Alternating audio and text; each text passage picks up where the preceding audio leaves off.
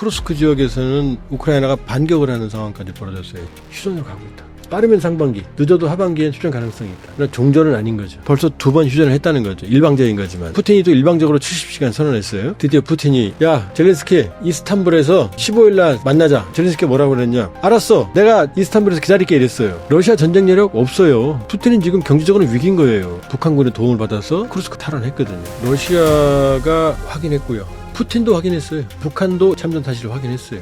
이런 상황에서 푸틴 대통령이 한 말이 있습니다. 나갈 때는 쉽게 나갈 수 있을지 모르지만 들어온 것은 당신들 마음대로 들어온 것이 아니다. 한 가지 다행스러운 점은 뭐냐면 서방 자본에 대한 그 매몰찬 러시아 정부의 얼굴 표정이 우리나라 대한민국으로 오면은 조금 더 누그러집니다.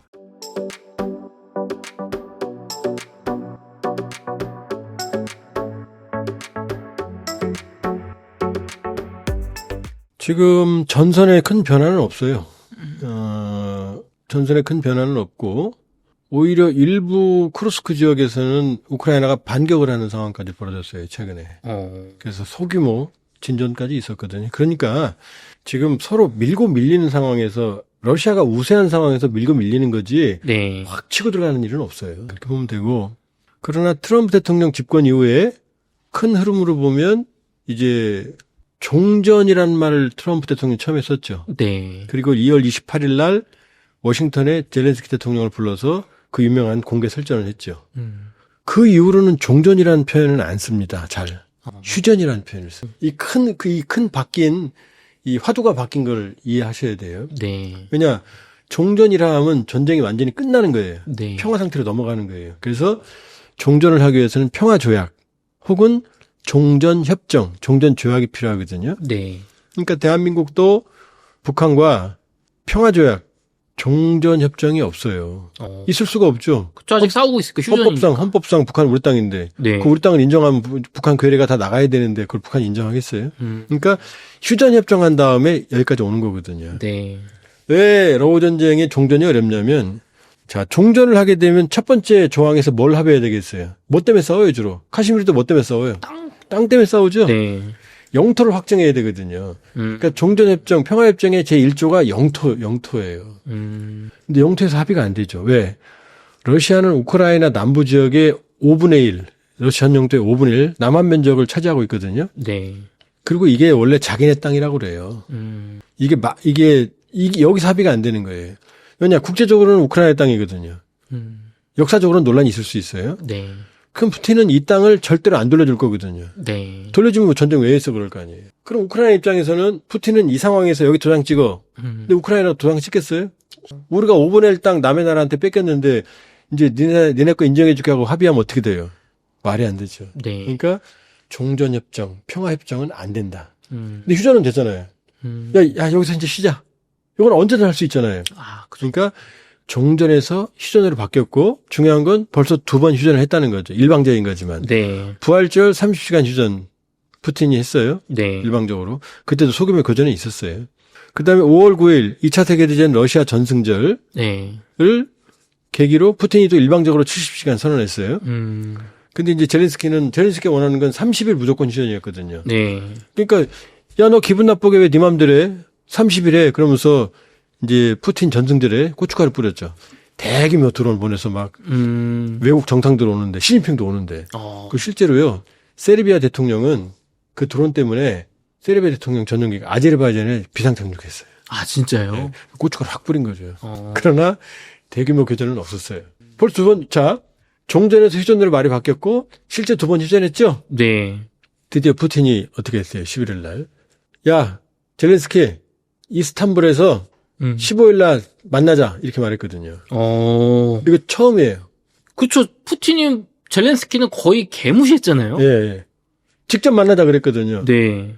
근데 이게 러우가 직접 만나는 건지 네. 젤렌스키와 푸틴이 직접 만나는 건지는 애매해요. 네. 그랬더니 젤렌스키가 뭐라고 그랬냐. 알았어.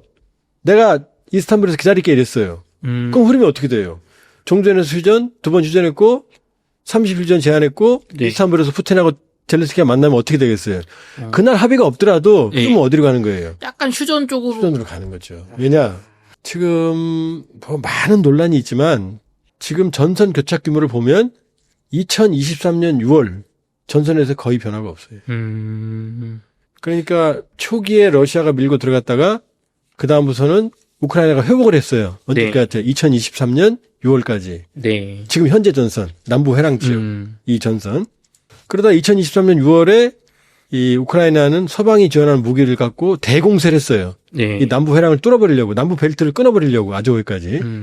근데 거기서 실패했어요. 그러니까 초기에는 푸틴이 삽질했고 준비 안 되고 들어갔고 네. 2023년 6월에는 젤렌스키가 삽질했어요. 무모하게 전력을 낭비했어요. 그러니까 양쪽이 지쳤을 거 아니에요. 네. 그러니까 양쪽이 전황을 바꿀 만한 대공세는 없어요. 그 이후로는 소규모 교전이에요, 그냥. 네. 그래서 어디서 진격했다, 어디서 뺏었다. 그 다음에 한번 놀랬던 게 지난해 8월 젤렌스키가 거꾸로 네.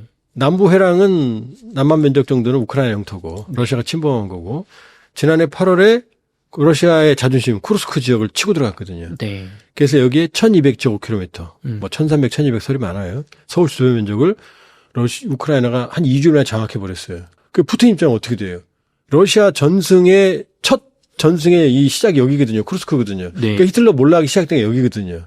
물론 이제 남쪽에 스탈린그라도 있지만 쿠르스크 대평원 하면 러시아 그 전승의 상징이거든요. 네. 여길 뺏겼잖아요. 아. 북한군이 여기 간 거예요. 여기에. 음. 그러니까 여기에서 좁은 지역이지만 격전이 벌어졌는데 푸틴 말대로 북한군의 도움을 받아서 네. 여기 거의 100% 이제 탈환했거든요. 음. 그러니까 지금 계속 쿠르스크 그랬죠? 네. 면적은 아주 작았어요. 아. 전체 전장 면적이 1%도 안 됐어요. 근데 여기를 지금 회복했잖아요. 쿠르스크 푸틴 입장에서는. 남부는 이제 진전이 없잖아요. 소모전이잖아요. 네. 그럼 푸틴이 어떻게 해요, 이제? 이제 울고 싶은데 뺨 때려주니까 트럼프가 네. 이제 휴전해야지. 음. 자, 일부 러시아의 정예 병력들이 지금 잔존돼 있다 그러는데 네. 지금 러시아 병력 분포도를 보면 네. 러시아 정예 병력은 다 쿠르스크와 남부전선 쪽에 포진돼 있어요. 음.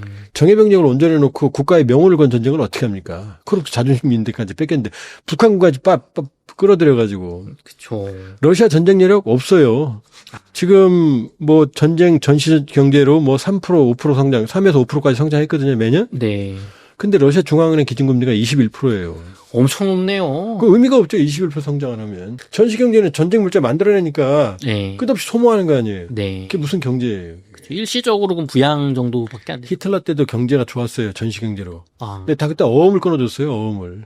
그리고 이제 전쟁 끝나면 뭐 딴 나라에서 뺏어다 갚는다는 게 스타일의 생각이었거든요. 네. 그러니까 푸틴은 지금 경제적으로 위기인 거예요. 이게 경제적으로는. 그다음에 젤렌스키는요. 지금 남의 돈으로 전쟁하잖아요. 그쵸. 전체 전쟁 여력의 절반을 남에 의지하고 있거든요. 네. 절반은 자기네. 한 25% 정도는 나토.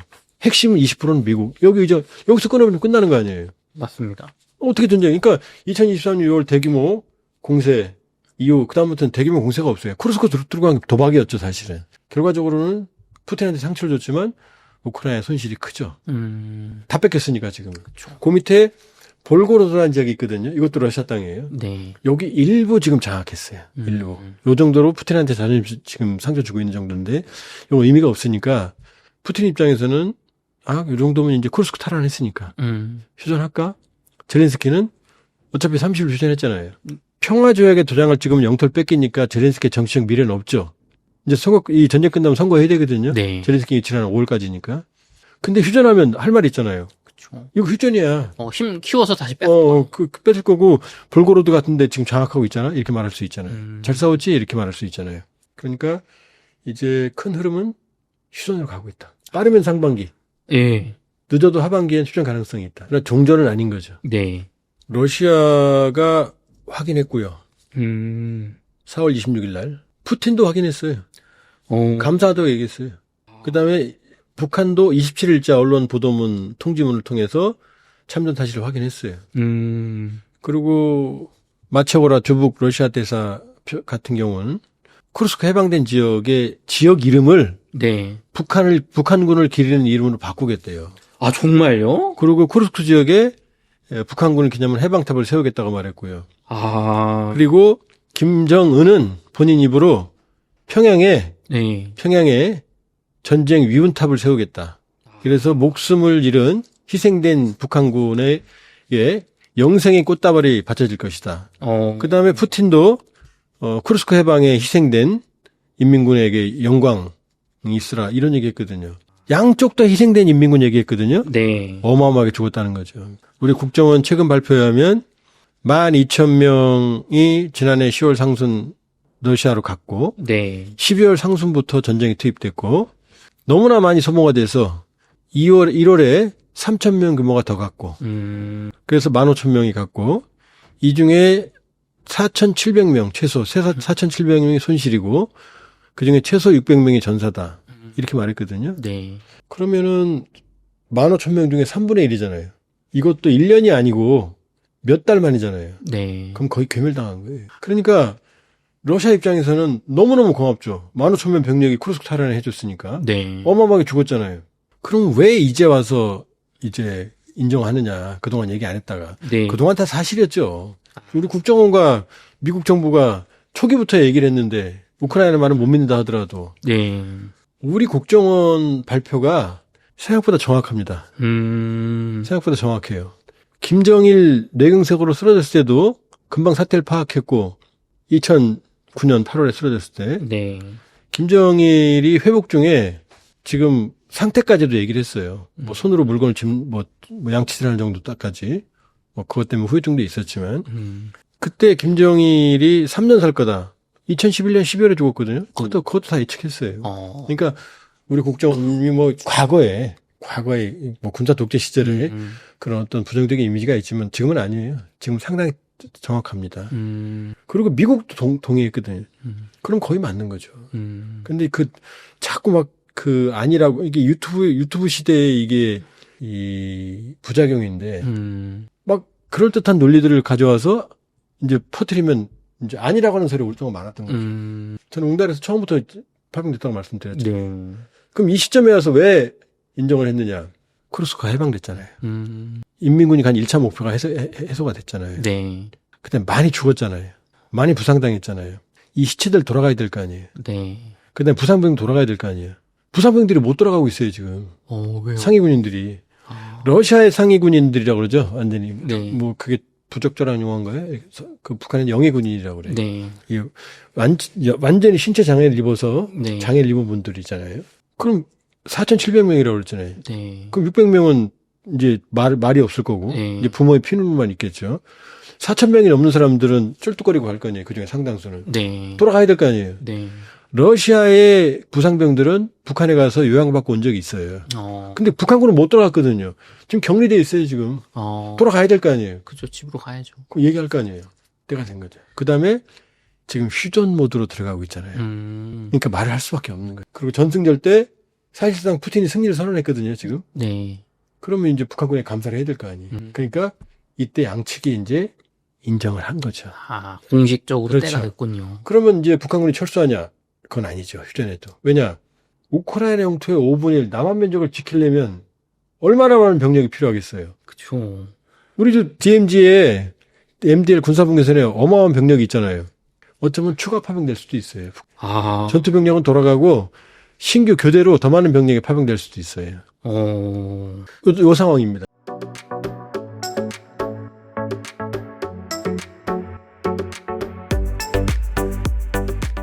유럽연합이 러시아산 가스 원유 원자력을 3년 내 전부 퇴출하라고 선언을 하였는데 러시아에 어떤 타격이 있을까요? 제가 기사를 봤을 때는 러시아에서 나오는 화석 연료를 전면 퇴출하겠다. 3년 안에. 그래서 근데 그 화석 연료에 당연히 석탄이 들어갈 것이고요. 보니까 그 천연가스도 들어가는 모양이더라고요.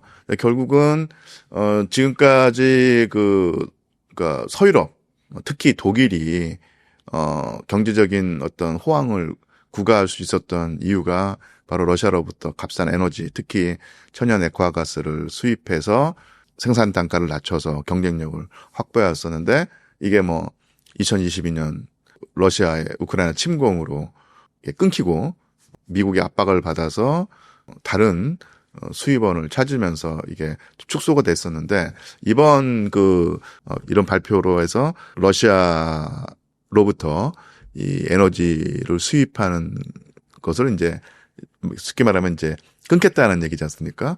당연히 러시아로서는 타격이 텐데 문제는 유럽연합의 그 선언이라는 것이 그야말로 선언이고요.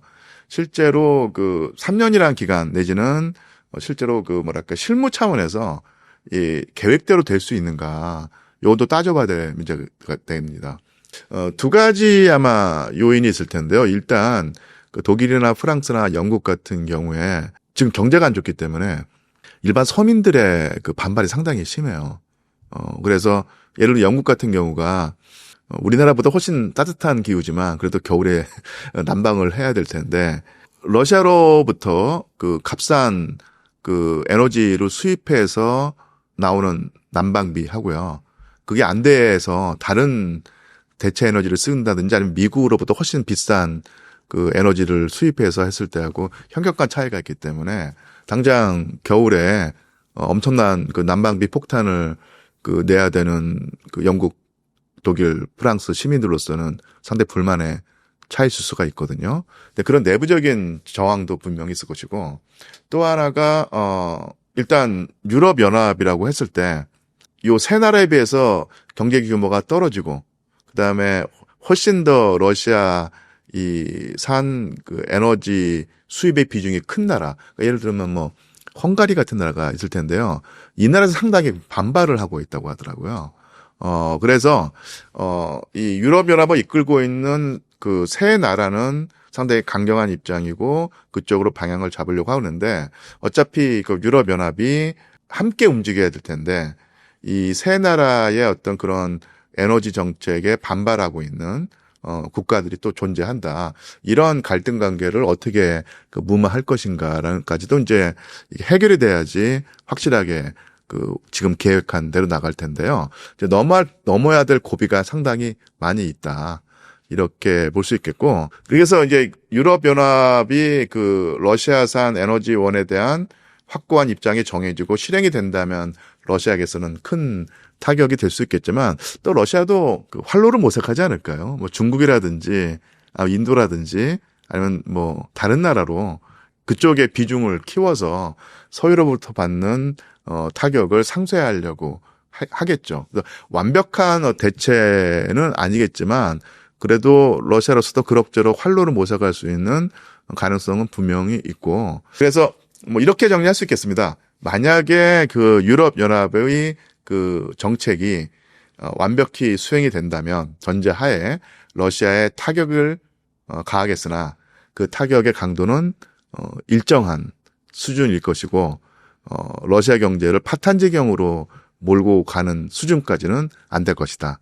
이렇게 정리할 수 있겠습니다. 이 퇴출 선언이 정치적으로 봤을 때 유럽과 러시아를 완전히 나누게 되는 걸까요? 뭐 완전히는 아니겠지만 미국이 빠져나간 상황에서 나머지 나토 회원국이라든지 아니면 서유럽 국가들이 러시아와의 관계를 개선하거나 아니면 유화 정책을 펴서 푸틴 대통령의 위상을 높여주겠다. 이것은 분명히 아닌 것 같습니다. 관성이든 아니면 원칙에 따른 그 입장이든 어쨌든 간에 서유럽과 러시아의 그 대립구도는 지속이 될 듯하고 그 한 표현이 바로 러시아산 화석연료의 완전 퇴출이 아니겠는가 보이고요.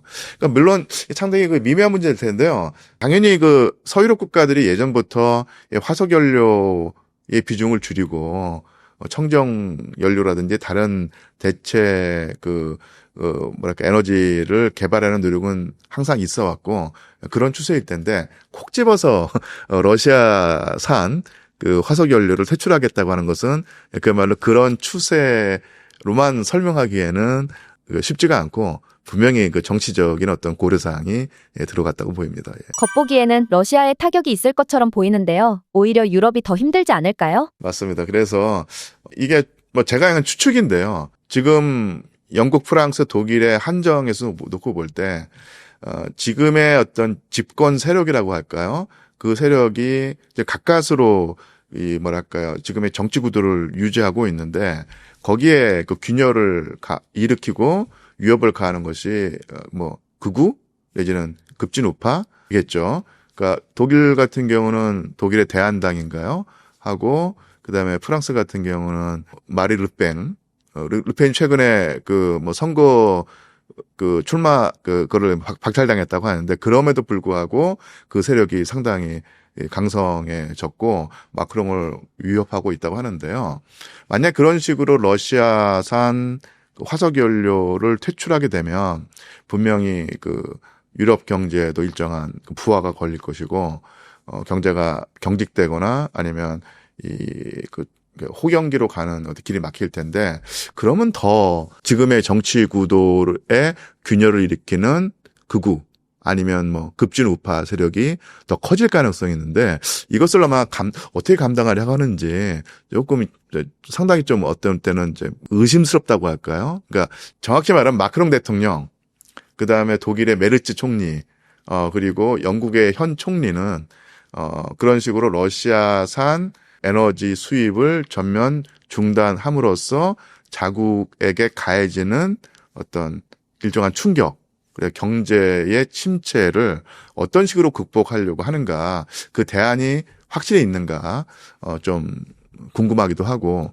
의심스럽기도 하고, 그에 따라서 더 힘을 키울 이 반대당을 어떤 식으로 통제하려고 하는가 상당히 궁금할 때가 있습니다. 유럽 국가들이 우파 정권으로 들어서면 이 선언도 취소가 될 수 있는 건가요? 아무리 그렇게 되겠죠.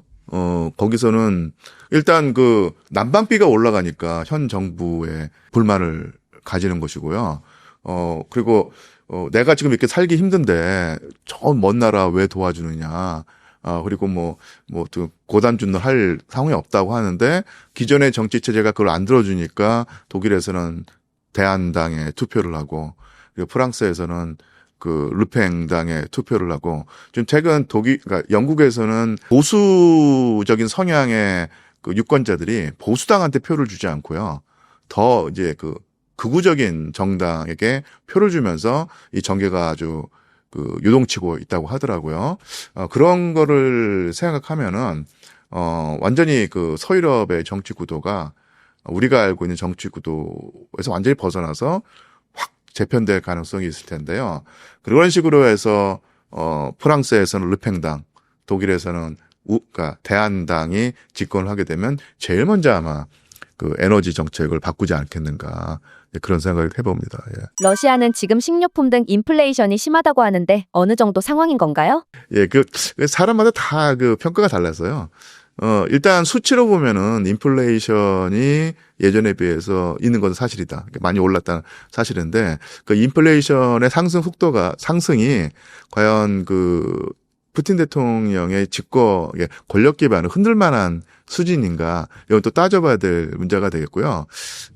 이게 좀 얼마만큼 일반적이고 보편적인 관찰일지 모르겠지만, 최근에 제 주위에서 러시아라든지 모스크바라든지 상트페테르부르크를 다녀오신 분들의 말에 따르면, 그렇게까지 소비자 물가가 위협적으로 올랐다 내지는 슈퍼마켓에 물건이 없어가지고 난리다. 이런 말은 못 들어봤거든요.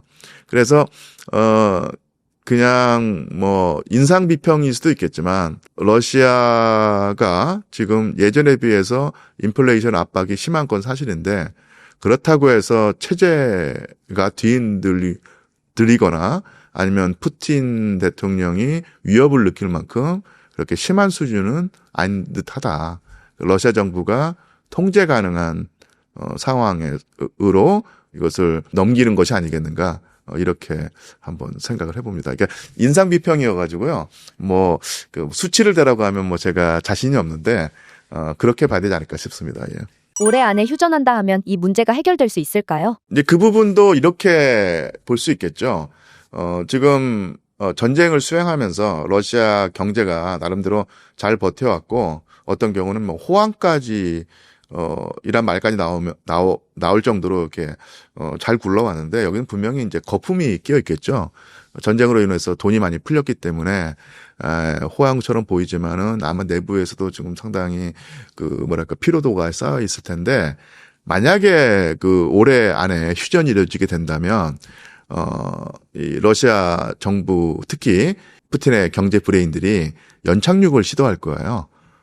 단계적으로 전쟁으로 인한 거품 경제를 이렇게 줄이려고 할 텐데 그것이 성공하면은 러시아로서는 이 전쟁으로 일어났던 경제의 활성화를 유지하면서 차츰차츰 이렇게 갈 것이고, 만약 그것이 이제 실패하게 된다면은 그야말로 거품이 펑 터지면서 상당히 오랜 그러니까 뭐 체제가 흔들릴 정도는 아니겠지만 전쟁 동안 누려왔던 이제 특수는 다 끝나고 상당히 오랜 기간 동안 또 내픽 경제, 궁핍 경제를 해야 되지 않는 허리띠를 졸라매는 상황이 아니겠는가 그런 생각을 해봅니다. 예. 전쟁이 끝난 후 복구를 할 때 한국에 큰 기회가 올 것이라는 이야기도 있습니다. 어떻게 보시나요?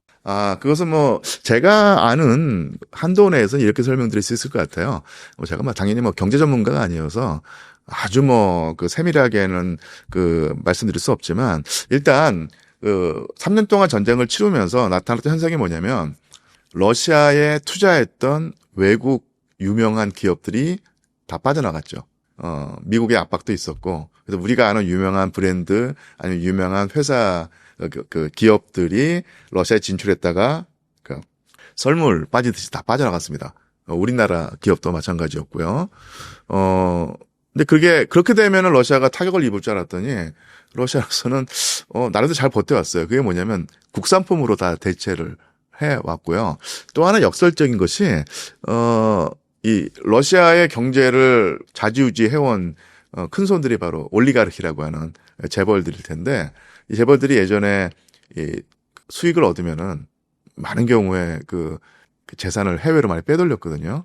그런데 전쟁으로 인해서 러시아 계좌가 다 동결되면서 이 러시아 올리가르히가 돈을 벌어도 예전처럼 해외로 못 빼돌린 거예요. 그래서 러시아 안에서 이 돈이 돌면서 오히려 러시아 경제가 활성화되는 측면이 있었습니다. 역설적인 상황이었는데요. 자, 그래서 어쨌든 간에 전쟁 기간 동안에 서방, 우리나라 기업을 포함한 서방의 자본이 러시아에서 다 물러났죠. 그래서 코카콜라도 나갔고, 이런 식다 나갔는데, 지금은 어쨌든 간에 전쟁은 끝날 것이고, 그리고 다시 서방 자본이 러시아로 되돌아오는 어떤 그런 사전 포석을 하고 있는데요. 이런 상황에서 푸틴 대통령이 한 말이 있습니다. 푸틴 대통령과 정부가 행정부의 요인들이 나갈 때는 쉽게 나갈 수 있을지 모르지만 들어온 것은 당신들 마음대로 들어온 것이 아니다. 그러니까 러시아 정부가 선별해서 하든지 아니면 엄청나게 까다로운 조건을 내걸든지 아니면 심한 경우는 이렇게 들어온다는 의사를 밝혀도 막겠다는 것이었겠죠. 그것은 일정한 자신감의 표출일 수도 있겠고요. 아니면 쉽게 말하면 한번 당해봐라 이런 식의 어떤 원한의 표현일 수 있겠는데, 한 가지 다행스러운 점은 뭐냐면 서방 자본에 대한 매몰찬 러시아 정부의 어떤 얼굴 표정이 우리나라 대한민국으로 오면은 조금 더 누그러집니다. 그래서 그런 식으로 서방 자본에 대한 어떤 매몰찬 입장이 적어도 우리나라 자본에게는 조금은 풀린 표정, 어떤 경우에는 웃는 표정으로 돌아와서 최근에 제가 알기로 오리온 제과인가요? 대규모로 자본 투자해서 공장을 가동한다고 들었고요.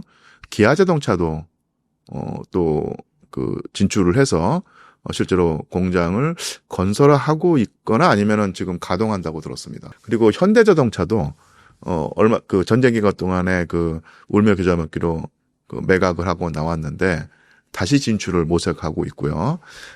이명 계약이 되어 있다고 알고 있어요. 그래서 훨씬 유리한 조건으로, 그러니까 러시아 정부가 만약에 현대자동차가 다시 러시아로 들어와서 공장을 재매입한다고 한다면 상당히 유리한 조건으로 재매입하게 해주겠다.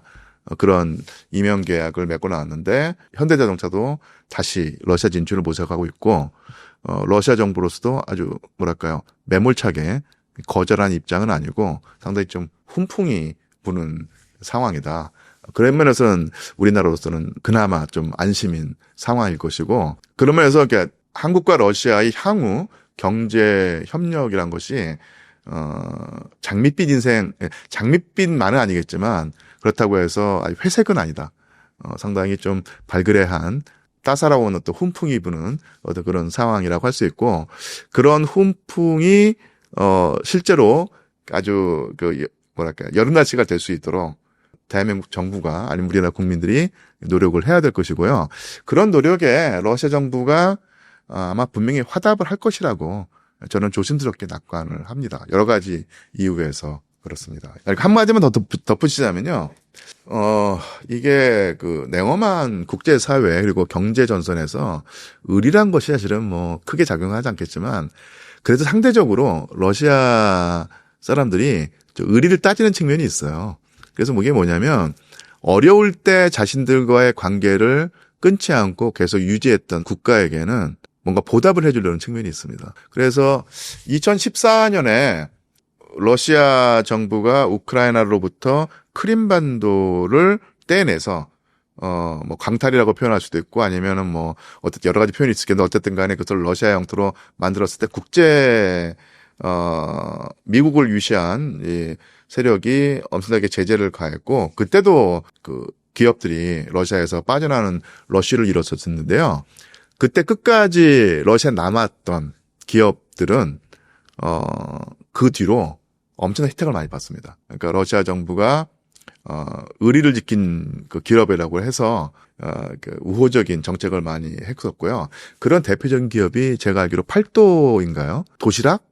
이런 식으로, 그러니까 정확한 그 기업 이름은 생각 안 나는데 그런 식으로 이제 소비재 기업이었는데요. 그때 압박을 받으면서도 나름대로 이제 그 승부수를 던져서 계속 러시아 현지 활동을 중단하지 않고 유지했던 기업은 그 이후로 그 러시아 정부로부터 상당히 많은 그 혜택을 받아가지고 아주 그 사세를 키울 수 있었다고 하는데요. 그런 측면에서 서방과 어떤 러시아의 어떤 기업 문화에 약간 차이가 있다고 보여요. 경제 정책에서 그렇고, 뭐 가장 중요한 건 역시 그 이윤, 수익이겠지만, 그러니까 이윤과 수익이 어떤 실현되는 작동 메커니즘에서 약간은 러시아는 서방보다는 의리를 좀 따진다. 근데 그런 문화를 대한민국 정부 그리고 기업들 그리고 우리나라 일반 국민들이 이해를 한다면 훨씬 더 우리에게 많은 유리한 그 국면을 조성하는 데 도움이 될 것이다. 이렇게 일종의 살짝 팁을 드리고자 합니다. 예.